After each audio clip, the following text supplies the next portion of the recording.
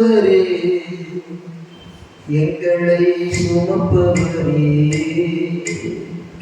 8 மாதம் சுமந்தவரே 9 சுமப்பவரே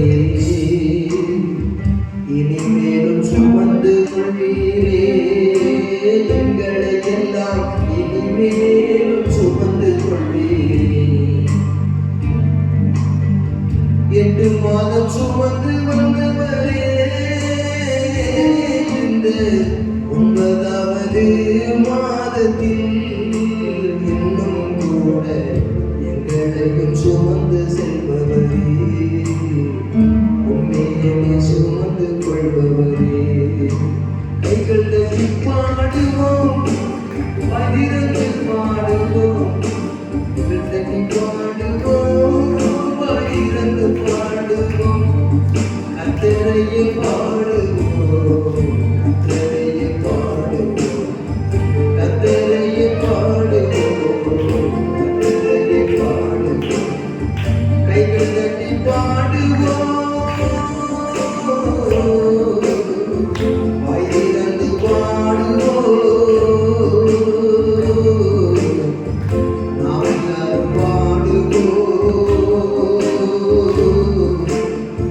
நன்றியோடு பாடுவோம் நன்றியோடு பாடுவோம் சுமந்தவரே இதுவரை சுமந்தவரே சுமந்தவரே 8 மாதம் சுமந்தவரே 9வது மாதத்திலும் இனிமேலும் சுமந்து செல்பவரே எங்களை இனிமேலும் சுமந்து கொள்பவரே இதுவரை சுமந்து வந்தவரே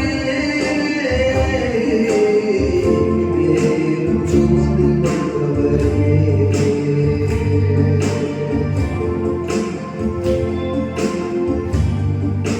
தாயின் கர்ப்பத்தில் உங்களை இதுவரை நான் ஏந்தி வந்தேன் இதுவரை உங்களை சுமந்து வந்தேன் இதுவரை உங்களை தாங்கினேன் இனிமேலும் ஏந்துவேன் தாங்குவேன் சுமப்பேன் தப்புவிப்பேன் என்று இந்த மாத கடைசியிலே கடைசி ஞாயிற்றுக்கிழமையிலே ஆண்டவர் திருவிழப்பட்டிருக்கிறார்.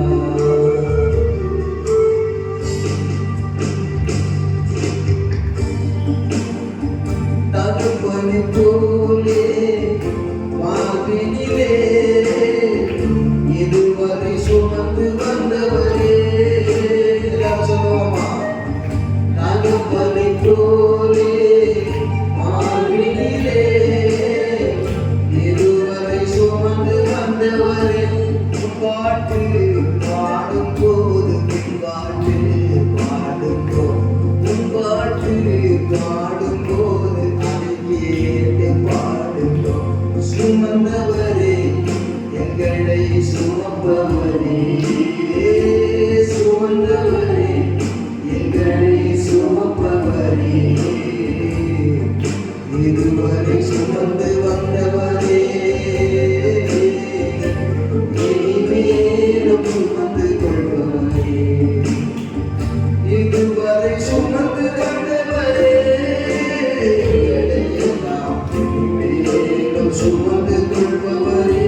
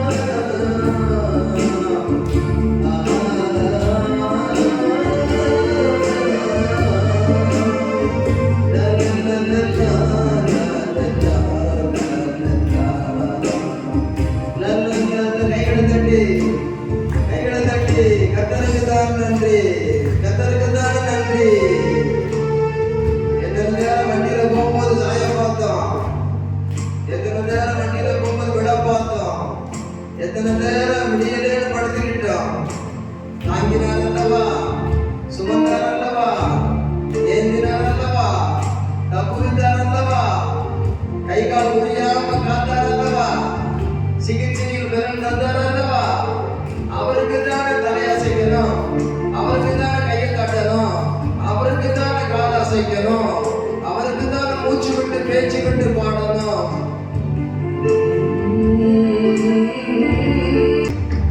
மேய்ப்பனை போலே தோள்களில் மேலே இதுவரை சுமந்து வந்தவரே. எல்லாரும் வாய்த்திருந்து மேய்ப்பனை போலே தோள்களில் மேலே இதுவரை சுமந்து வந்தவரே. எங்களை எல்லாம் இனிமேலும் சுமந்து கொள்பவரே, இனிமேலும் சுமந்து கொள்பவரே. Once again, இதே ஷவலக்கவா மேய்ப்பனை போலே தோள்களில் மேலே இதுவரை சுமந்து வந்தவரே. எல்லாரும் சொல்லுங்க பாப்போம். மேய்ப்பனை போலே தோள்களில் மேலே இதுவரை சுமந்து வந்தவரே. எங்களை எல்லாம் இனிமேலும் சுமந்து கொள்பவரே, சுமந்து கொள்பவரே, இனிமேலும் சுமந்து கொள்பவரே, இனிமேலும் சுமந்து கொள்பவரே, இனிமேலும் சுமந்து செல்பவரே, இனிமேலும் சுமந்து செல்பவரே. கழுகினை போலே செடிகளின் மேலே இதுவரை சுமந்து வந்தவரே. போடுங்க. கழுகினை போலே செடிகளின் மேலே இதுவரை சுமந்து வந்தவரே. எங்களை எல்லாம் இனிமேலும் சுமந்து கொள்பவரே, இனிமேலும் சுமந்து கொள்பவரே, இதுவரையிலும் சுமந்து வந்தவரே, இனிமேலும் சுமந்து கொள்பவரே, இனிமேலும் சுமந்து செல்பவரே, இனிமேலும் சுமந்து செல்பவரே. சுமந்தவரே, இதுவரை சுமப்பவரே, சுமந்தவரே, இதுவரை சுமப்பவரே, இனிமேலும் சுமந்து கொள்பவரே. எங்களை எல்லாம் இனிமேலும் சுமந்து கொள்பவரே, இதுவரை சுமந்து வந்தவரே. எங்களை எல்லாம் இனிமேலும் சுமந்து கொள்பவரே, இனிமேலும் சுமந்து செல்பவரே. அகப்பனை போலே மேய்ப்பனை போலே, அகப்பனை போலே மேய்ப்பனை போலே, கழுகினை போலே சுமந்தவரே, இனிமேலும் சுமந்து செல்வீரே.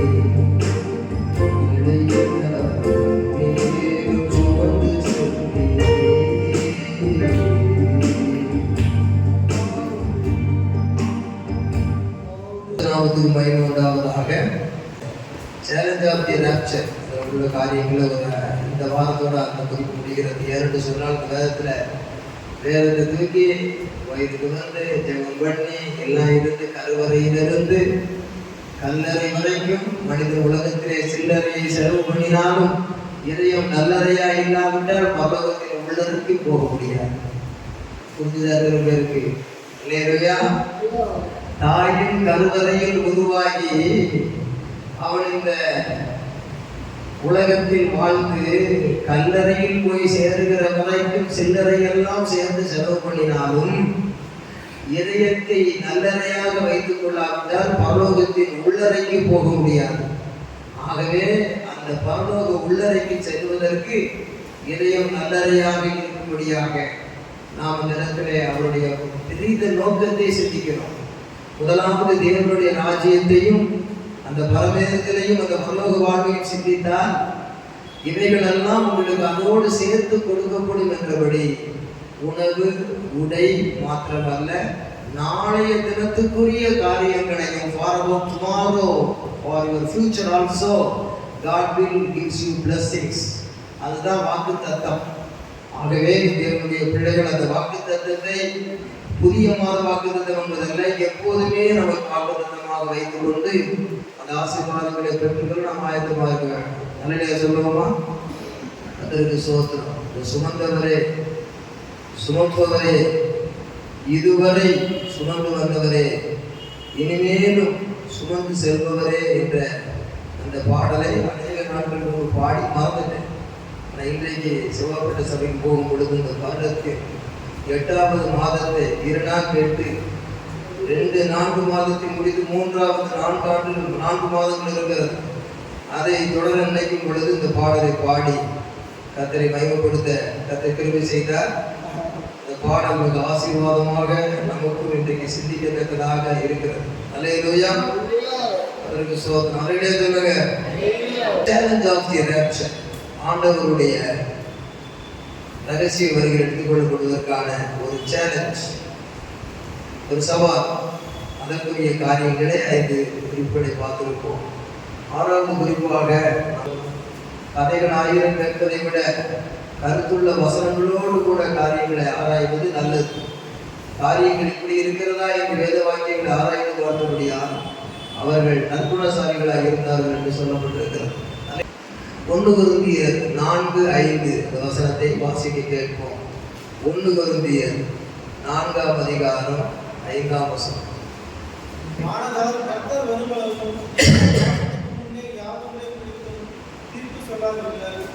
இருளில் மறைந்திருக்கிறவைகளை அவர் வெளியரங்கமாக்கி இருதயங்களின் யோசனைகளை வெளிப்படுத்துவார். அப்பொழுது அவர்களுடைய புகழ்ச்சி தேவனாக. திருநெல்வேலி மாவட்டத்தில் மறைந்திருக்கிற ஒரு காரியம்னு சொல்லி 2 பேர் செய்தாங்க. அப்படியே பஸ் ராத்திரி 10 மணிக்கு மேலே புறப்பட்டு போகுது. அதில் ஒரு கர்த்தரை அறிந்த வயசான அம்மா, கொஞ்சம் அடுத்த வயது அம்மா, நிறையெல்லாம் போட்டிருக்காங்க, காதில் கழுத்துல எல்லாம் போட்டு உட்காந்துருக்காங்க. உட்காந்துருக்கிற பொழுது அந்த கண்டக்டர் டிரைவரை பார்த்து அந்த காரியத்தை சொல்கிறான். பஸ்ஸில் எல்லாம் இறங்கிட்டாங்க. கடைசி பஸ்ஸில் இந்த அம்மா மட்டும் தான் உட்காந்துருக்கு. நகை நாட்டில் ஏறாளர்கள் இருக்கும் பொழுது நம்ம வண்டியை ரூட் மாற்றி முன்னால் செய்கிற மாதிரி ஒரு வேலை செய்யலாம், பழைய தவறு சுட்டி காட்டலாம். பஸ்ஸு அப்படியே மாறி போகிறது, காட்டுப்பாதையாகி போகிறது. அம்மா கேட்குறேன், இல்லையா ரூட்டு மாறி போகுது, காட்டுப்பாதையில் என்ன ரோடு ரிப்பேராக இருக்காங்க, அப்போ போகணும்னு சொல்கிறாங்க. சரி, எனக்கு போகணும். பெரிய ஒரு பாலடைந்த கிணத்துல கொண்டு போய் கையில் குழந்தை வச்சிருந்த ஒரு அம்மாவை குழந்தையோடு சேர்த்து தள்ளி நடந்த சம்பவம் பேப்பரெல்லாம் செய்து வந்து திருநெல்வேலி மாவட்டத்தில் உள்ள தள்ளிவிட்ட உடனே அது ஒரு பாக்கிடர். எப்பொழுதுமே தண்ணீர் இருக்கக்கூடிய தண்ணி வட்டி இருக்கக்கூடிய கிணறு. அது ஒரு மழைக்காலமானதுனால தண்ணீர் கூடுதலாக இருந்தது. அவள் விழுந்தால் அந்த குழந்தையோடு கூட அருகில் இருந்த படியிலே போய் கால் வைத்து நின்று கொண்டார். கிராமத்து பெண், கழுத்து வர தண்ணீர், விழுந்ததில் அடியும் இல்லை, குழந்தையோடு வந்து விட்டார். கொஞ்ச நேரம் குழந்தை அழுது கிராமத்தியாச்சு. அந்த வழியாக உள்ளே தள்ளி விட்டு கண்டக்டர் டிரைவர் 2 பேரும் பஸ்ஸில் அவன் நகையெல்லாம் பறிச்சுக்கிட்டு போயிட்டான். நகையெல்லாம் பறிச்சுக்கிட்டு தான் தள்ளி விட்டான். மறைந்திருக்கிறவைகளை அறிகிறது. ஓம் நீ பிரசேன்ஸ் எங்கும் நிறைந்தவர், ஓம் நீ சயன்ஸ் எல்லாம் அறிந்தவர், ஓம் நீ பொட்டன்ட் எல்லாம் செய்ய வல்லவர். தம்மை பற்றி உத்தம இருதயத்தோடு இருக்கிறவர்களுக்கு தம்முடைய வல்லமை விளக்க பண்புடைய கர்த்தருடைய கண்கள் பூமி எங்குவதாக கொண்டிருக்கிறது. கர்த்தருடைய கண்கள் இவ்விடத்திலிருந்து நல்லோரையும் தீயோரையும் நோக்கி பார்க்கிறது. கர்த்தருடைய கண்களுக்கு மறைவான சிருஷ்டி ஒன்றும் இல்லை. அவர் எல்லாவற்றையும் காண்கிற தேவன், மாதிரி மனுஷனுடைய இருதயத்தின் ஆழங்களை அறிகிற தேவன். கர்த்தருடைய நாமத்துக்கு மகிமை. அப்படிப்பட்ட அந்த பெண்ணுக்கு இரவு தண்ணீரிலே அந்த படியில் ஏறி நின்று கொண்டிருக்க வேண்டிய காலகட்டம் வெகு நேரம் வருது. தள்ளப்பட்ட நேரம் ஒரு 10:30 to 11 10 மணிலிருந்து 10:30 காட்டுப்பாங்க. ஆனால் காலையிலே 5 மணிக்கு விவசாயிகள் வருகிற வரைக்கும் அந்த இடத்திலே வந்து சத்தம் நடமாட்டம் அவர்கள் சத்தம் வருகிற வரைக்கும் அங்கேயே இருக்கிறார். விவசாயிகள் 5 மணிக்கு புறப்பட்டு வருவார்கள். எப்படியும் அந்த காட்டுக்கு வருவார்கள். 4 மணிக்கெல்லாம் ஒரு 3:30 to 4 மணிக்குள்ளெல்லாம் அதே கண்டக்டர் டிரைவர் வந்து ஒருவேளை அவன் உயிரோட இருந்து என்ன பண்றது, இது மழை காலம் ஆச்சு, தண்ணீர் இருந்து செத்துச்சு, சாதாரண வந்து என்ன பண்றது, அவளை க்ளோஸ் பண்ணணும்னு சொல்லி திருடர்கள் 2 பேரும் கண்டக்டர் டிரைவர் வாராங்க. வந்து பார்த்தா பணியில ஓரமாக நிற்கிற குழந்தைய வச்சுக்கிட்டு குழந்தை தூங்குது. அந்த 4 சதுரமாக வெட்டப்பட்ட கிணறு, ஒரு பெரிய பாறாங்கல் கிடக்கிறது. இந்த பாறாங்கல்ல தூக்கி தலையில போட்டு சாகடிக்கிறது எப்படிதான் மனசுல தூக்கும். அப்படியே அதை தூக்கி தலையில போடணும்னு சொல்லி அதை தூக்க போகிற நேரத்துல 8 அடி நல்ல பாம்பு கருணாகும் அதுக்குள்ள படுத்திருக்கு. அதை குளிர்ச்சி இப்படி புரட்டவும் தலையில போய் அந்த பாம்பு கொத்தவும் சரியா இருக்கு. செத்தது யாருன்னா டிரைவர். கண்டக்டர் செத்துருந்தாலும் டிரைவர் ஓடிடுவோம். சர்வ ஞானமுள்ள ஆண்டவர் அந்த மகளுக்கு திரும்ப செய்திருக்கார். அந்த பெண்மணிக்கு அவ்வளவு கிறிஸ்தவர்கள் தான். கல்ல தூக்கவும் பாம்பு தலையில போய் அந்த எஞ்சான உடம்புக்கு சிரசை பிரதானம்னு சொல்லுவாங்க. காலில் குத்துனா சிரசுக்கு ஏற நேரம் கொஞ்ச நேரம். ஆனா தலையிலே கொத்தி போட்டு ஸ்பாட்ல அவுட்டு. நிறைய தள்ளி செத்து போயிட்டாங்க, எழுந்துட்டாங்க. கண்டக்டருக்கு வண்டி ஓட தெரியாது, அவன் ஓடி போய் தப்பிச்சிட்டான். ஆனா அடையாளத்துக்கு என்ன இருக்கு, பஸ் இருக்குது. இந்த பஸ்ஸை பார்த்து கண்டுபிடிச்சான். அது பிறகு கண்டுபிடிச்சது பஸ் நின்னது பற்றி சந்தேகம் தெளிவாயிடுச்சு. காட்டு வேலைக்கு வந்தவங்க காலையிலேயே என்ன சத்தம், நீ காப்பாத்துங்கன்னு சத்தம் கேட்குது. எல்லாம் வந்தாங்க. அந்த பெண்கள் எல்லாம் சேர்ந்து சேரைகளை உருவி ஒவ்வொரு சேரையா மாறி மாறி கட்டி அவளுக்கு சேரையை பிடிக்க சொல்லி சேரையை கையில பிடிக்க சொல்லி கொடுத்து, இந்த சேரையை பிடிச்சிக்கிட்டே நீ மேலே ஏறி படிக்கட்டு வெளியே வந்துடும் சொல்லி படிக்கட்டு வெளியவே ஏற்றி கடந்து வெளியே கொண்டு வந்தாங்க. நடந்த ஒரு சம்பவம். வெளியே வந்தவங்க வாய் மூலமா எல்லாத்தையும் விசாரிச்ச உடனே நான் சொல்றதெல்லாம் உண்மை, நாக திரும்ப கிடைச்சிக்கிட்டது. பெரிய ப்ரூஃப் என்னன்னா இந்த பஸ். இந்த காரியம் புஷுக்கு போயிடும் உலகம் நினைச்சாலும் இந்த பஸ்ஸை வச்சு கர்த்தர் வந்து கெஸ் பண்ணுகிறதுக்கு வேண்டிய எல்லாத்தையும் கொடுத்து அவளுக்கு ப்ளஸ் பாயிண்டா முடிச்சிட்டேன். வசனம் என்ன சொல்லுகிறது, கர்த்தர் வரும்பொழுதும் நீங்கள் காலத்துக்கு முன்னே யாகத்தை குறித்தும் தீர்ப்பு சொல்ல வேண்டாம். இருளில் மறைந்திருக்கிறவைகளை அவர் வெளியரங்கமாக்கி இருதயங்களின் யோசனைகளை வெளிப்படுத்துவார். இப்படி யோசனை பண்றான். அவன் டிரைவரை சம்பளிச்சாதான் பஸ் நிற்கும், கண்டக்டர் ஓடுவான்னு தெரியும் அவருக்கு. ஆத்திரக்காரனுக்கு புத்தி மட்டு அவசரத்துல அண்ணாவிலையும் கையோட ஏறுந்த மாதிரி கண்டக்டர் போனா ஒருவேளை தப்பிச்சு போனா கொஞ்சம் ஞானமா இருந்திருக்கலாம். வண்டி ஓட்டு நீ போக சொல்லியிருக்கலாம். கர்த்தர் சிக்க வைக்க நினைச்சாருன்னா அவன் என்ன முக்குனாலும் தெரியும், அவன் சிக்கியும் தீருவான், உண்மையை கட்டியே தீருவான். இதுதான் ரகசியம், பரம ரகசியம். இருளில் மறைந்திருக்கிறவர்களை வெளியரங்கமாக்கி இருதயங்களின் யோசனைகளையும் வெளிப்படுத்துவார். அப்பொழுது அவனவனுக்குரிய புகழ்ச்சி தேவனால் இருந்தான். இந்த மகளோடு கர்த்தர் இருக்கிறார்கிறது மகிமை விளங்கியது, பரிபூர்ண பொருளும் கிடைத்தது. அவ்வளவு சாட்சியாக மாறினார். தீர்ப்பு சொல்லுகிறதற்கு 1000 பொய்ச்சாட்சிகள் இயேசுவுக்கே வந்தது. ஆனால் உயிர்த்தெழுதல் வெளியிறக்கமானது. நாமும் கூட மறித்து உயிர்த்தெழுகிற ரகசிய வழியை ஆயத்தப்படுகிறோம். in this connection. என்ன point? He is to refrain from judging others. He is to refrain from judging others. மற்றவங்க நியாயம் தீர்க்கிற விஷயத்துல அதை விட்டு விலகணும். நல்லதல்ல. ஆங்கிலத்தில் போட்டிருக்கிறது, therefore judge nothing before the time until the Lord come, who both will bring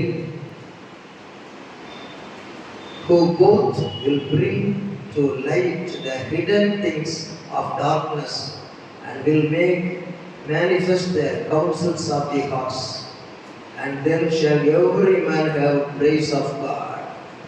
எல்லாரும் தேவனை மகிமைப்படுத்துவது செய்வாராகவே. நமக்கு சில பாடுகள், கஷ்டங்கள், துன்பங்கள், நமக்காக வாதாட வருவரும் இல்லை, வழக்காட வருவரும் இல்லை. நாம் சிறுபான்மையாளர்கள். உலகமோ எப்படியோ போய் கொண்டிருக்கிறது. ஆளுகிறவர்களும் பலவிதமாக இருக்கிறார்கள். உலகத்தில் ஆண்டவரை தொழுகிற நாம் எப்படி வாழப்போகிறோமோ வேதம் சொல்வதெல்லாம் சத்தியம். ஆனால் வாழுகிற நிலைமையோ ஒரு பெரிய பைத்தியகாரத்தனமாக இருக்கிறது என்றால் அதுக்கு வைத்தியம் பார்க்க வந்திருக்கிறார். அவர் தான் சகலவற்றை அறிந்தவர். கர்த்தர் வரும் அளவும் நம்மேலே பிறர் சொல்ல தீர்ப்பும் பொய்யாகிவிடும். திருடர்கள் நினைத்தார்கள், அவர்கள் பொய்யரானார்கள். இங்கே ஒரு பெண்மணி கிணற்றுக்குள்ளும் போய் உண்மையான ஒரு மகன் நிரூபித்தார். ஆகவே don't worry about this majority world and laws and kings, because our Lord is King of kings. He is a great lawyer. He is a great judge. ஆகவே before the judgment of God, close your mouth and praise God and pray to Him. அவரை துதித்து அவரோடு செபித்தால் போதும், கர்த்தர் அதை செய்வார். என் வாழ்க்கையில் நம்முடைய அனுபவம் நடந்திருக்கிறது. அதையெல்லாம் சொல்ல நேரத்தில் ஆகையினால் தேவனுடைய மகனே, தேவனுடைய மகளே, காலை வேளையிலே பிறர் உங்களை நியாயம் தீர்த்தாலும் பயப்பட வேண்டாம். நீங்கள் பிறரை நியாயம் தீர்த்து இப்படி சொல்லி அப்படி சொல்லிடலாம், அப்படி சொல்லி இப்படி சொல்லிடலாம் சொன்னாலும் உண்மை வெளிச்சத்துக்கு வரும் பொழுது உலகத்திலே மறைந்தாலும் அது உலகத்திலேயே நிரூபிக்கப்படும், பரலோகத்திலேயும் ஒரு நாள் நிரூபிக்கப்படும். நமக்கு புகழ்ச்சி உண்டாகும், சத்துருக்களுக்கு இகழ்ச்சி உண்டாகும். நாமும் அந்த சத்தியத்தை அறிந்தவர்கள் இகழ்ச்சி அடையத்தக்கதாக வாழாதபடி கர்த்தர் நாம புகழ்ச்சி அடையத்தக்கதாக வாழ வேண்டும். ஆண்டவர் வருகிற வரையிலும் பிறரை குற்றம் தீர்க்கிற ஒரு நிலையில் நாம் இருக்கக்கூடாது. நாம் எல்லாருமே மன்னிக்கப்பட்டவர்கள். இயேசு ஒருவரே மன்னிக்கப்பட அவசியம் இல்லாதவர். அவர் ஒருவரே மன்னிப்பு கேட்காதவர். அவர் ஒருவரே தகுதியெல்லாம் நம்மை அழைத்து மன்னித்தார். நாம் எல்லா விதத்திலும் நாம் மன்னிக்கப்பட்டவர்கள். அவர் செய்யவே இல்லை என்ற எந்த சன்மார்க்கரும் எந்த ஒரு நீதியின் வழி போகிறவர்களும் இயேசு கிறிஸ்துவின் ரத்தத்தால் பாவம் போக கழுவப்பட அவரிடத்தில் மன்னிப்பு பெற வேண்டியவர்கள்.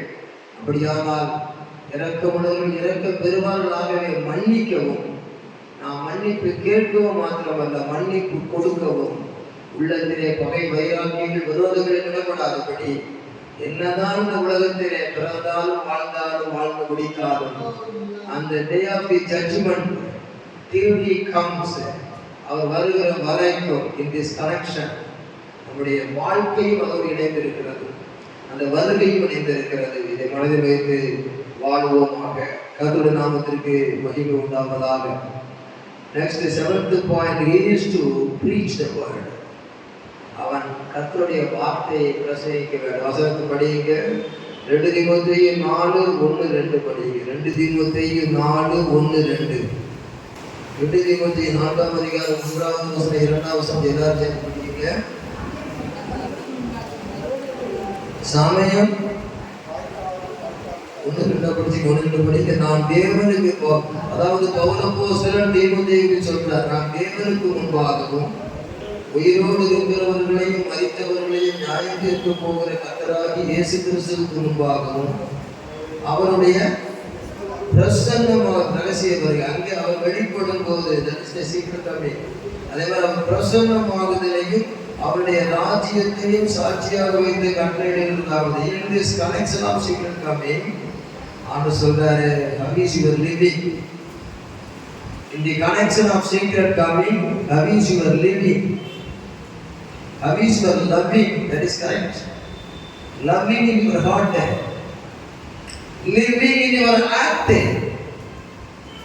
This is the correct fact. என்ன சமயம் வாய்த்தாலும் வாய்க்காவிட்டாலும் ஜாக்கிரதையாய் திருவசனத்தை பிரசங்கம் பண்ணு. எல்லா நீடிய சாந்தத்தோடும் உபதேசத்தோடும் கண்டனம் பண்ணி கடிந்து கொண்டு புத்தி சொல்லு. அப்ப என்னன்னு கடிந்து கொள்ளுகிற காரியம் வரும், கண்டனம் பண்ணுகிற காரியங்கள் வரும். இது குடும்பத்திலேயும் பிள்ளைகளுக்கு வரும், சபையிலேயும் பிள்ளைகளுக்கு வரும். அப்படிப்பட்ட நேரத்தில் இப்படிப்பட்ட புத்தியை சொல்லுகிறது பவுலப்போஸ்தலன் வந்து தீமோத்தேயுவுக்கு சொல்லுகிறார். அப்படிப்பட்ட காரியங்கள் சபையில் இருக்கும் பொழுது, அப்படிப்பட்ட சபை கர்த்தருடைய வருகைக்கு ஆயத்தப்படுகிற சபை, preparation for secret coming, ஆண்டவர் வருகைக்கு ஆயத்தப்படுகிற நாம் எப்படி அவருடைய வசனம் இதை சமயம் வாய்க்காலும் வாய்க்காவிட்டாலும் சொல்லலாம், சமயம் வாய்க்கும் போது சொல்லலாம்ங்கிறது அல்ல. உறவினர்கள் நடுவிலே, உங்களுடைய வீட்டுக்கு அருகிலே, உங்களுடைய நண்பர்களுக்கு நீ சுவிசேஷத்தை சொல்லு. உங்களுக்கு ஒருவர் சொன்னது போல நீங்கள் சொல்ல வேண்டும். அப்படி சொல்லும்போது அவருடைய பிரசன்னமாகுதலை எதிர்பார்த்து கொண்டிருக்கிறவர்களுடைய ஒரு ஜீவியம் அப்படி இருக்கும்.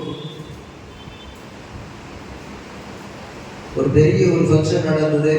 அதில் ஊழியக்காரர் ஜெபம் பண்ணுங்க அப்படின்னா ஜாம் சந்தோஷம் வந்து ஜெபம் பண்ணார். அவருடைய அழுத விம்மி விம்மி விம்மி விம்மி அழுறார். கண்ணா கண்ணீர். எவாஞ்சலிஸ்ட் இன்னையா ஒரு கல்யாணம் ஒரு சந்தோஷமான நேரத்துல ஒரு ஜெபம் பண்ண சொன்னா இப்படி அழுகுறது, ஏன் அழுகுறீங்க அப்படின்னு கேட்டு சொன்னார்.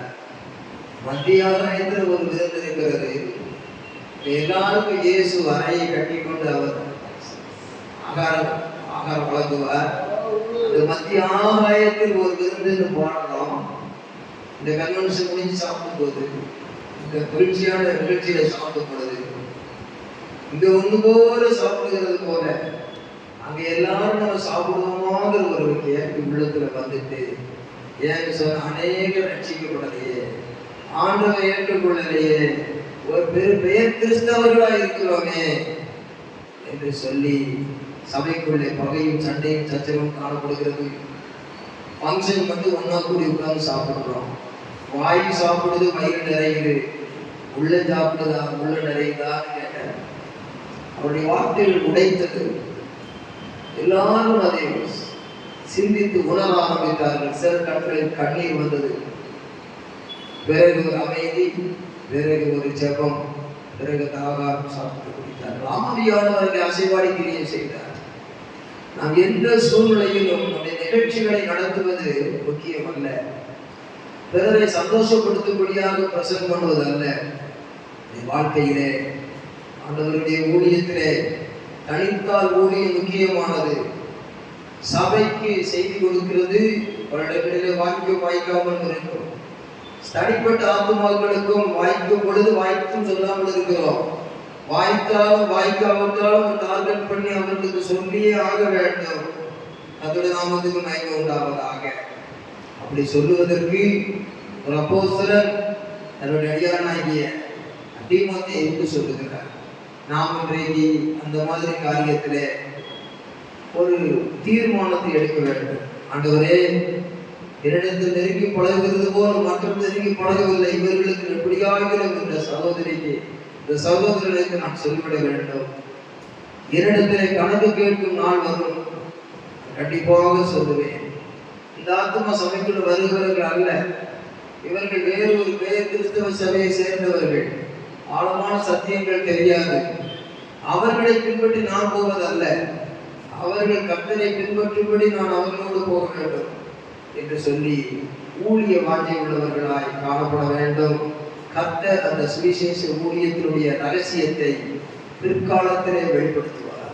அதிலே சொல்லுவாங்க, ட்ரெயினில் வரும்போது ஒருத்தருக்கு சுவிசேஷம் சொல்லிக்கிட்டே வந்தார். ஒருத்தர் அந்த வசனத்தை கேட்டவர் இறங்கவே கேட்டது இறங்கி போயிட்டார். எல்லாம் அவருடைய வாழ்க்கையில் ஒரு உணர்வு உண்டானது.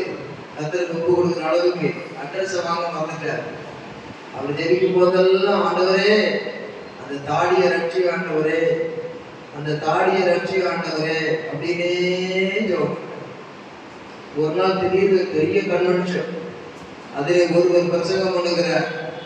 இப்படியாக நான் ட்ரெயினில் வந்து கொண்டிருக்கும் பொழுது என்னை ஒருவர் ஆண்டுடைய சந்தித்து ரட்சித்தார். என் வாழ்க்கையை கண்ணீரோடு ஒப்பு கொடுத்தேன். அவருடைய அட்ரஸை நான் வாங்கல, அவரும் வாங்கல. இன்னைக்கு நான் ஊழியக்காரனா இருக்கிறேன் அப்படின்னு சொன்னேன். பிரசங்கப்படத்துல தாடியோட இருந்தப்போ அது கிடையாது. தாடியை வைக்கிறேன், மீசையும் வைக்கிறான். ஆனா அவர் என்னமோ தாடியும் இல்லை, அவருக்கு மீசையும் இல்லை, ஏதோ பண்ணிட்டாரு. உண்மையிலும் சாட்சி சொல்லணும்னா இவருக்கே தெரியாது. அந்த கன்வென்ஷன் இப்படி கேட்டுக்கிட்டு இருக்கேன். ஓ, நம்ம தாடி இவர் தான், இந்த ஊர்ல ரட்சிக்கப்பட்டுக்கிட்டு இருந்த தாடி இவர் தான் அப்படின்னு சொல்லி தேடி போய் ஓடி போய் அவர் முன்னால் இருந்த போது, நான் தான் ஐயா அந்த வசனம் சொல்றது, ஆமையா நீங்க தான் ஐயா, எப்படி இருக்கீங்கன்னு சொல்லி ஒருவர் கட்டி பிடித்தார். இதெல்லாம் நம்ம சிந்திக்கல. நம்ம அநேக நேரங்களில் சுவிசேஷம் தரும்போது அவன் என்னத்தை சொல்லி கேட்க போறான், அவனை ரட்சிக்கப்படாம போறான். இந்த காலத்துல எங்க இப்பெல்லாம் ரட்சிக்கப்படவே மாட்டான் அப்படின்னு முதல்ல தீர்மானம். ஆனா தாடி தேடி வந்து ஓடி வந்து பார்க்காத நம்ம தாடியை தேடி ஓடி போகிறவங்க பெரிய உண்டாகும். நாகாரத தலைவர்கள் மேல் போன அநேக நாட்களுக்கு பின்பது பலனை காணுவார். கலைஞர் சொன்னோம், சுவிசேஷ பாரம் ஒன்றே நம் சுமையாக மாற வேண்டும். சுவிசேஷ பாரம் ஒன்றே நம் சுமையாக மாற வேண்டும்.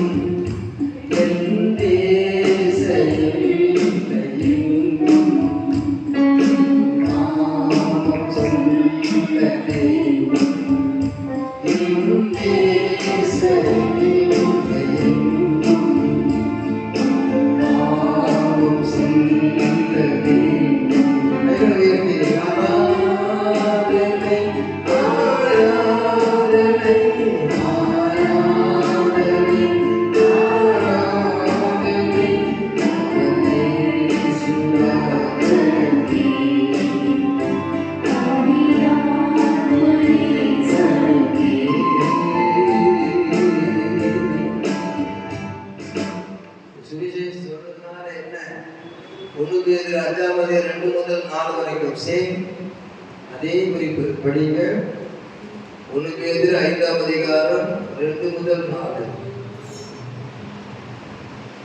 உங்களிடத்தில் உள்ள தேவனுடைய மத்தியை நீங்கள் வைத்து கட்டாயமாய் அல்ல, மனப்பூர்வமான அவலட்சணமான ஆதாயத்திற்காக அல்ல, உற்சாக மனதோடு சுதந்திரத்தை இருமாப்பாய் ஆடுகிறவர்களாக அல்ல, மந்தைக்கு மாதிரி கண்காணிப்பு செய்யுங்கள்.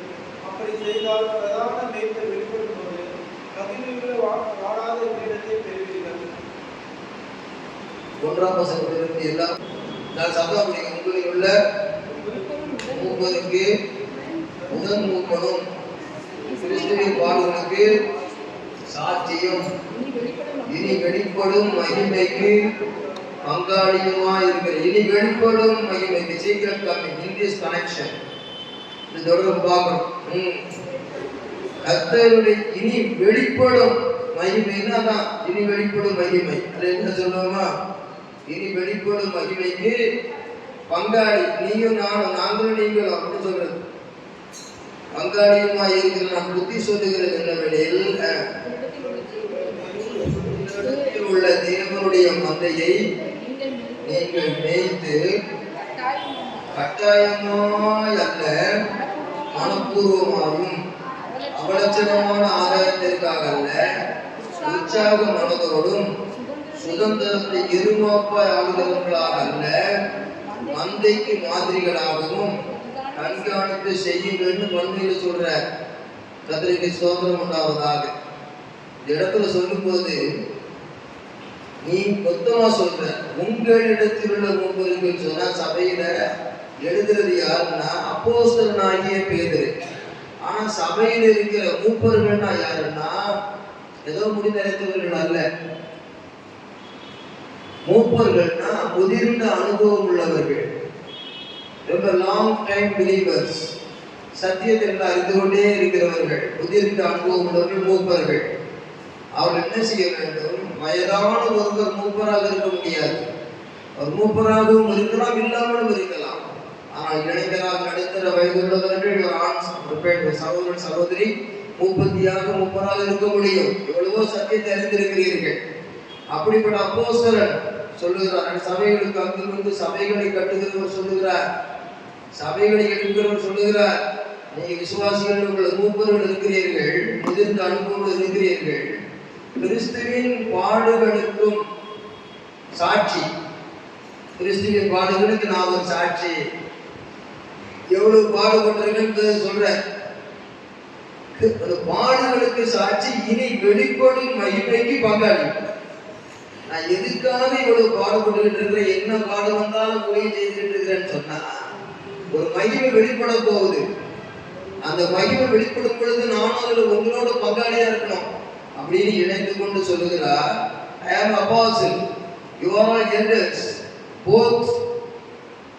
நம்ம இரண்டு பேரும் சேர்ந்து சொல்லுகிறார், both we are going to heaven. அப்படி வெளிப்படுகிற பொழுது நீங்க சும்மா இருந்தா போதாது. in this connection உங்களிடத்தில் உள்ள தேவனுடைய மந்தையை நீங்கள் மேய்க்கணும். ஒரு 5 பேரை மேய்க்கிறது, 10 பேரை மேய்க்கிறது, வாலிபர் கூட்டத்தை மேய்க்கிறது, சிறு பிள்ளைகளை மேய்க்கிறது, காட்டுக்குட்டி ஆடுகளை மேய்க்கிறது, எந்த விதத்தில் ஆகிலும் நாம் ஒரு ஊழியத்திலே அவங்களை மேய்க்கிறது என்று சொல்லுகிறது. கெட்டி போட்டு மேய்க்கிறது மாத்திரமல்ல, வயல்களிலே கொண்டு போய் மேய்த்து வருவார்கள். அதுபோல ஆங்காங்கே வீட்டு கூட்டங்கள் ஆங்காங்கே தங்கள் வீட்டை திறந்து கொடுத்து கூடி ஜெபித்து அவர்களுக்குள்ளே ஒரு விசுவாசத்தை உண்டாக்கக்கூடிய அனுபவம் அந்த மூப்பருக்கு இருக்க வேண்டும். சபையிலே கூடி வருகிற ஒரு நாள் போதுமா? நீங்கள் எல்லாரும் என்னுடைய பங்கு என்ன? அந்த secret coming of Jesus Christ. What about my experience for secrecy? அந்த ரகசிய வருகிற சென்ற என் வீட்டில் ஒரு கூட்டம் நடக்கட்டுமே, அங்கு கொஞ்சம் பேர் என் ஏரியாவில் வரணும், கூடி ஜெபிக்கலாமே, அந்த ஒரு சிலர் வரும்பொழுது அவர்களுக்கு பெயர் கிறிஸ்தவர்களுக்கு இதை சொல்லலாமே. 2ஆம் வருடம் தான் தெரியும், ரகசிய வருகை தெரியாது, அவங்களுக்கு இன்னும் பரிசுத்தாவே தெரியாது, அவங்க ஞானஸ்நானத்தை பெற்றுக்கொள்ளவில்லையே, அவங்க சத்தியத்துக்கு ஞானஸ்நானத்தை பெற்றுக்கொள்ளவில்லையே. எனக்கு ஒரு நல்ல வீட்டை கொடுத்திருக்கிறார், என் வீட்டு கூட்டத்தை ஆரம்பிப்போம். ஒரு வாரம் பாசம் வர்றது வரணும், 3 வாரம் நடத்தலாம். அந்த இடத்துல வந்து 2 குடும்பங்கள் ஒன்றாக சேரும் பொழுது ஒரு விசுவாசி அங்கே சென்று அந்த கூட்டத்தை நடத்தலாம், இந்த விசுவாசிகளுக்கு அந்த விசுவாசிகளை நடத்தலாம். அப்பொழுது வருகிற மக்களுக்கு ஒரு ஆசீர்வாதமாக மாறும்போது அவர்களுக்கு நீங்கள் ஊழியம் செய்கிற காரியங்கள் ஒரு மூப்பருடைய ஊழியமானது. அதை இருமாப்பாய் என்று சொல்லாமல் அதை மனப்பூர்வமா சந்தோஷத்தோடு மேய்க்கும் பொழுது அந்த மந்தைகளுக்கு செய்கிற ஊழியம் நீங்கள் சொல்ற பாஸ்டர் மாத்திரம் அல்ல, விசுவாசிகளும் அதில் பங்கு பெற்று செய்ய வேண்டும். இழிவான ஆதாயத்திற்காக அல்ல, உற்சாகமானதான் செய்ய வேண்டும். அப்படி கண்காணிப்பு செய்கிறவர்களுக்கு பேர் கண்காணி என்று பெயர். அதை சில தொழில் தரத்தில் புரியாம கண்காணின்னு சொல்லுவாங்க. கோர்ட்ல வேலை செய்யறாங்க, கண்காணி வருவார், கண்காணி, அது கண்காணி. அதுக்கு பேர் சூப்பர்வைசர்னு சொல்றது கூட சரியில்லை. ஓவர்சியர்ஸ் அப்படின்னா, ஓவர்னா மேல், சீயர்ஸ் தான் பார்க்கிறவர், அது மேற்பார்வையாளர் அப்படின்னு அர்த்தம். ஓவர்சியர் மேற்பார்வையாளர். அவங்க சபைக்கு வந்தாங்கள, ஏன் அந்த சகோதரிக்கு பிள்ளைகளும் வரல, நீ மேற்பார்வை பார்க்கிறியா சகோதரி? வந்த வரைக்கும் வரது, சென்ற போது செலவுன்னு சொல்லிட்டீங்களே, பார்த்துப்பார். இல்ல அஞ்ஞான சகோதரிகளே, in this connection secret coming is coming very soon. We want to enter into the center heaven, build heaven. You must do this ministry with church, with suffering peoples. ஆண்டவருக்காக பாடுபடுகிற மக்களோடு, எனக்கு பெரிய பாடு, எனக்கே பெரிய சோதனை, என்னைய தேர்ந்தெடுக்கே ஆள் வேணும், நான் என்னத்தை மற்றவங்களை தேர்ந்தெடுக்கிறது, நான் என்ன மற்ற தூக்குறது நினைக்க கூடாது. நீங்கள் செய்யணும். செய்யும் போது என்ன செய்யணும்? இன் திஸ் கனெக்ஷன் அவர் பாடுகளுக்கு சாட்சியாக இருக்கிறவர் சொல்றாரு, உங்களோட நானும் என்ன செய்யணும்? பங்காளி. உங்களுக்கு சொல்ல வேண்டியது சொல்லிட்டேன், நீங்க பங்காளி, எனக்கு நீங்க செய்ய வேண்டும், நான் சொன்னபடி செய்ய வேண்டும், நீங்க செய்யணும். இதுக்கெல்லாம் பங்காளி கிடையாது. சொத்துக்கு பங்காளி செத்த பிறகு வந்தாலும் அவனுக்கு சீரியஸான ஸ்டெப் தான் இருப்பாங்களே தவிர இந்த பணத்துக்கு பங்காளியாக இல்லாதபடி வருத்தமாக இருக்கிறது அந்த காரியத்திலே ஒரு உணர்வற்று இருப்பது. Last days life of believer, last days ministries of believer. இதுதான் முக்கியமான காரியம் அந்த வருகைக்கு எடுத்துக்கொள்ளப்படுகிறதுக்கு சொல்ற. அதனாலே சுதந்திரமான ஒரு சபையிலே நாம் இருமாப்பாய் அல்ல, ஆளுகிறவர்களாக அல்ல, மந்தைக்கு மாதிரிகளாய் கண்காணிப்பு செய்யும். அவங்க நல்லா பாட்டு பாடுறாங்க, அவங்க நல்லா சாட்சி சொல்றாங்க, அந்த சபையோடு முடிச்சிருந்தாங்களே, சபையில சும்மா பேசிட்டு போறாங்க. இன்னும் கொஞ்சம் கூட அவர்களெல்லாம் இங்கே ஜெபம் பண்ணா நல்லா இருக்கும். நான் கூட நினைப்பேன் இவங்கெல்லாம் போய் அங்கே சந்திச்சா பரவாயில்ல. ஒரு நாள் 2 பேர் 7-2-14 ஒரு 2 hours பாஸ்டர் நான் போயிட்டு வரேன், அங்கே வரல அவங்க அந்த சிஸ்டர் பிள்ளைகளும், அவங்க வரல அந்த சிஸ்டர் சுகமண்டலம் சொல்லியிருக்காங்க அப்படின்னு போகும்போது அது பாஸ்டர்ஸ் மினிஸ்ட்ரி நினைக்கூடாது. பாஸ்டர் கண்காணி பார்த்து சொல்லுவார், இங்கே எங்கே போங்கன்னு சொல்லி போகிறது கால்கள் போய் கொஞ்சம் விசாரித்து ஒரு ஜபத்தை பண்ணிட்டு வந்தா அது எவ்வளவு ஒரு அந்த சுதந்திரத்தை இருமாப்பா இல்லாம நம்ம கணத்துக்கு செய்யணும். அது யாரும் பார்த்துப்பாங்க, அப்புறம் நம்ப முடியாதுப்பா. நீ பாடுகளுக்கு சாட்சியா இருக்கும் பொழுது உன்னுடைய பாடுகள் இருக்கட்டும். நீ பாடுன்னு சொல்லி இருக்காதபடி ஓடு, அப்படிப்பட்ட ஆத்மாக்களை தேடு. ஆகவே இதைத்தான் ஆண்டவருக்கு ரகசிய உரைக்கு போருடைய ஒரு higher experience of spiritual life என்று சொல்லுகிறார். கர்த்தருக்கு ஸ்தோத்திரம். 4ஆம் வசனம் படிங்க எல்லாரும். 2 பேதுரு 5:4 எல்லாரும் சேர்ந்து படிங்க. அப்படி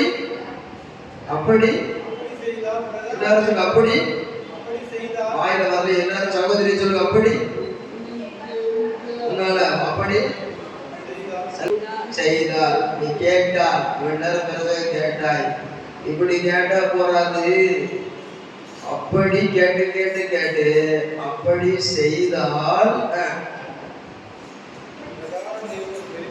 பிரதான மேய்ப்பர். இங்க இருக்கிறது representative. I am a shepherd. I am representative for chief pastor, chief shepherd. அந்த chief அவர் chief, அந்த chief shepherdக்கு அந்த பிரதான மேய்ப்பருக்கு நாம் ஒரு ரெப்ரசன்டேட்டிவ் பிரதிநிதி.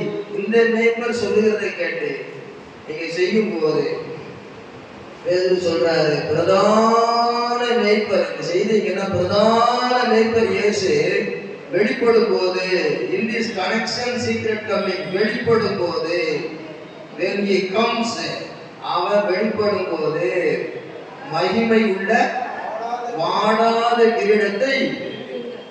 எத்தனை பேருக்கு அந்த கிரீடம் வேணும்? அல்லேலூயா.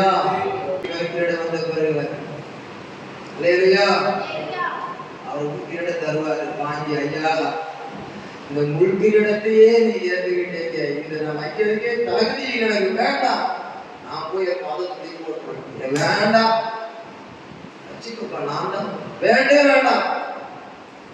முள்ளான கிரீடத்தை சூட்டி விட்டு எனக்கு இந்த பொற்கிரீடமா இந்த பரலோகத்துல சரி எனக்கு கிடைச்சதே பெரிய புண்ணியப்பா அப்படின்னு சொல்லி ஒவ்வொரு பாஸ்டர்ஸும் தூக்கி போடுவாங்க. பாஸ்டர்ஸ் தூக்கி போடுறதை பார்த்து மூப்பர்கள் விசுவாசிகள் தூக்கி போடுவாங்க.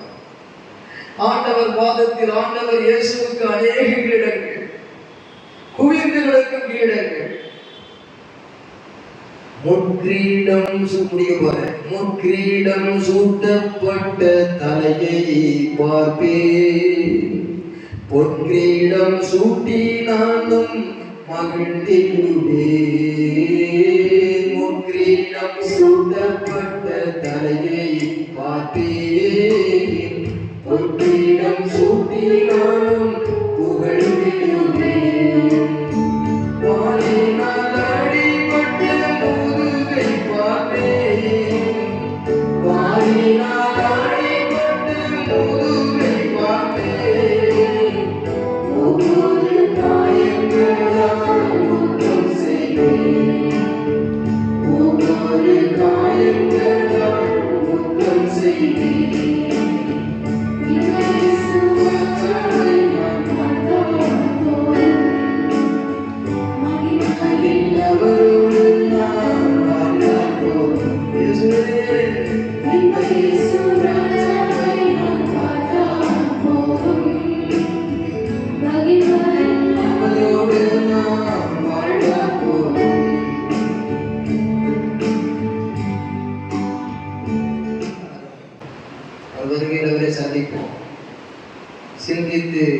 சந்திக்கும் முன்னே அவருக்காக நாம் செயல்பட முந்திப்போம்.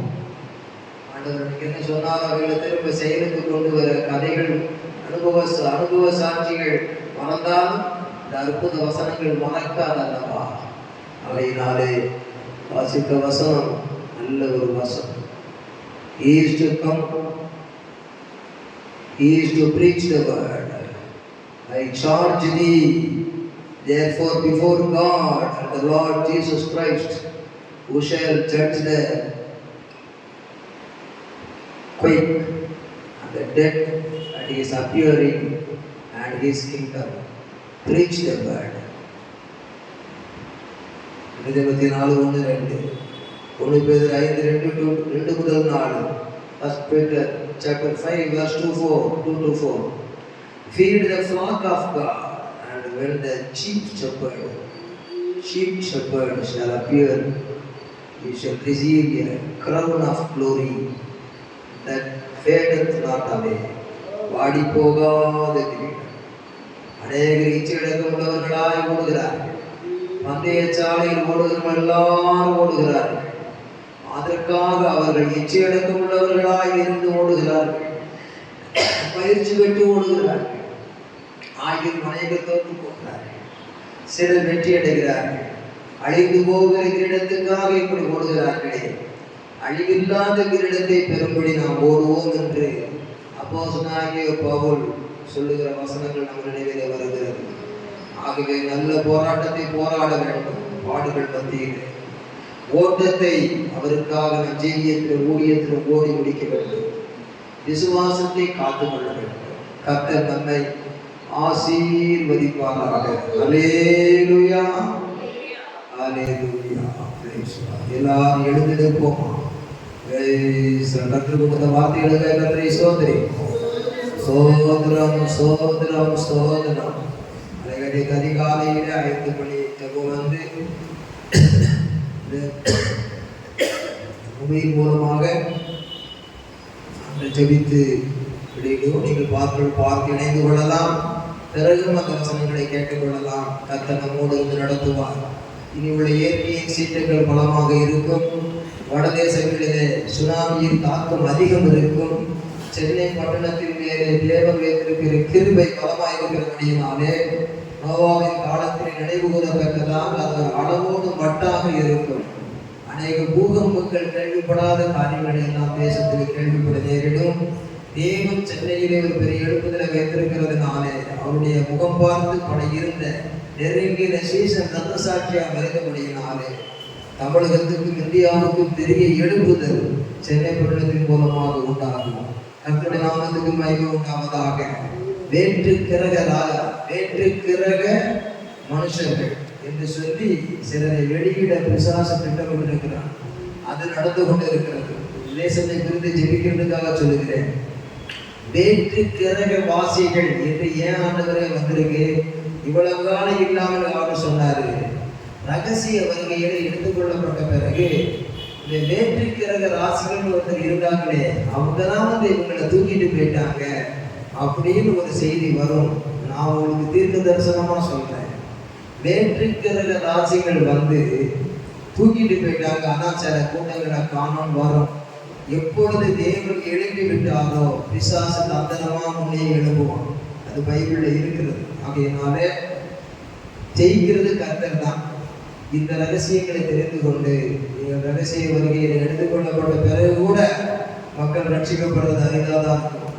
அந்த கிறிஸ்துவின் கொடுமையை கண்டு அநேக ரத்த சாட்சியாக மறிப்பார்கள்.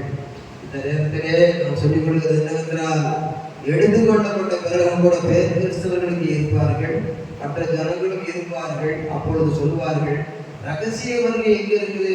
அவங்கெல்லாம் எடுத்துக்கொள்ளப்பட்டாங்கன்னா இந்த கிறிஸ்தவங்கள்லாம் போகலையே. இந்த பாருங்க, முஸ்லீம்ல சிலரை காணோம், இந்துக்கள்ல சிலரை காணோம், அந்த புத்த மதத்தை சிலரை காணோம். அவங்க அந்தரங்க கிறிஸ்தவர்களாக இருப்பார்கள். ஆகவே கிறிஸ்தவன் என்பது நடையிலும் உடையிலும் அல்ல, அது உள்ளத்தில் உப்பு கொடுத்துள்ள ஜீவியம். இயேசுவின் ரத்தத்தால் மீட்கப்பட்டு ஞானஸ்நானம் கொண்டு பரிசுத்தாய் பெற்று வேறு பிரிக்கப்பட்ட வாழ்க்கை வாழ்வதெல்லாம் பைத்தியக்காரத்தனம் அல்ல. பாடுகளை சகித்துக் கொண்டு அவருக்கு பெரியமாய் ஜீவித்து ஊழியம் செய்து கொண்டு போகும் பொழுது கண்ணீரை வைத்து ஜெபித்துக் கொண்டே மற்ற கண்ணீரை துடைக்கிற வேலையை செய்யும் பொழுது அந்த பிரதான மேய்ப்பு வெளிப்படும் பொழுது வாடாத மகிழ்வோடு கிரீடத்தை தருவார். அப்படினாலே அவன் தேரின் அனுபவத்திலே வர வேண்டும். நான் மாத்திரம் சத்தியத்திலே ஊறி போனேன் என்று சொல்வதல்ல, நாம் ஊறுகிறவர்களாய் இல்லை, தேறுகிறவர்களாய் காணப்பட வேண்டும். அப்பொழுது உலகம் சொல்ல பாருங்க, அந்த முஸ்லீம்ஸ்ல சில பேரை காணாம், அந்த இந்துக்கள்ல சில பேரை காணாம், அந்த பெந்தகோஸ்தக்காரன் சொல்லிக்கிட்டே இருப்பார் அரசியல் வருன்னு, அந்த பெந்தகோஸ்த பாஸ்டர் இருக்காரு பாரு, அந்த பெந்தகோஸ்த விசுவாசிகள் இருக்காங்க பாரு. அவன் அர்த்தம் என்னன்னா, ஆயத்தம் உள்ளவர்கள் பல இதிலிருந்து போவார்கள், ஆயத்தம் உள்ளவர்கள் பல மதத்திலிருந்து போவார்கள், அந்த ரங்கத்தில் ஏற்றுக்கொண்டவர்கள். ஆனால் பெயர் தரிக்கப்பட்ட கிறிஸ்தவர்கள் என்று சொன்னாலும் கூட அநேகர் போகாமல் இருப்பார்கள். அந்த நேரத்திலே ரகசிய வருகையை நம்பாதவர்களும் இரண்டாம் வருகைதான் சொல்லிக் கொண்டிருக்கிறவர்களும் அந்தி கிறிஸ்துவின் ஆட்சியிலே இரத்த சாட்சியாய் மரித்தால் மாத்திரமே அவர்கள் பரலோகத்திற்கு வர முடியும். ஆகவே நாம் அங்கே சென்று அந்த பொன்னகரத்திலே இருந்து இரண்டாம் வரை இயேசு வந்து மத்திய ஆகாயத்திலே தங்கி அந்த யோவான் 14 படியான 14 சொல்லப்பட்ட அந்த வாசஸ்தலம் நமக்காக பரலோகத்தில் ஏராள வாசஸ்தலத்திலே ஒரு வாசஸ்தலம் இறங்கி வரும். அதில் நாம் இருந்து கொண்டு வாழுவோம். 1000 வருஷ அரசாட்சியில் இறங்கி வந்து ஆளுவோம். ஆகையினாலே இந்த வெளிப்படத்தில் இழந்து விடாதீர்கள். வேற்றிருக்கிற ராசிகளை பிசாசு கொண்டு வெளிப்படுத்துகிறார் என்றால் ஆண்டவர் அவருடைய பரலோக கிரகத்துக்கு அந்த பொன்னகரத்துக்கு ஆயத்தப்படுத்தி கொண்டிருக்கிறார். ஆதியிலே தேவர் முதலாவது எழுப்பி விட்டார். பிறகு பார்த்தா 2வது அதிகாரத்துல பிசாசு ஆதாம் எவனை வச்சிருப்பான். பிறகு 1வது அதிகாரத்துல உத்தம சன்மார்க்கன் தேவன் எழுப்பி விட்டார். பிறகு 2வது அதிகாரத்துல பிசாசு அவனை சோதிப்பான். அது மாதிரி இயேசு உலகத்திலே பிறந்து விட்டார், மகிழ்ச்சி. பிறகு 4வது அதிகாரத்துல இயேசு பிசாசு சோதிப்பான். அதே மாதிரி ரகசிய வருகை முன்ன, அதுக்கு பிறகு அந்தி கிறிஸ்து அனுப்பி இல்லை. முந்தினவர் இயேசு, அதை காப்பி அடிச்சு பிந்திரவன் பிசாசு. ஆகவே தேவனுடைய பிள்ளைகளாகிய நீங்கள் வேற்றிருக்கிற ராசிகளை குறித்து இன்னும் ஜெபிக்கும் பொழுது அவர் சொன்னதை புரிந்து கொள்ளுங்கள். அது பிசாசின் தந்திரம். அந்த காரியம் நடக்கும், இப்படியே நடக்கும், தீர்க்க தரிசனம்.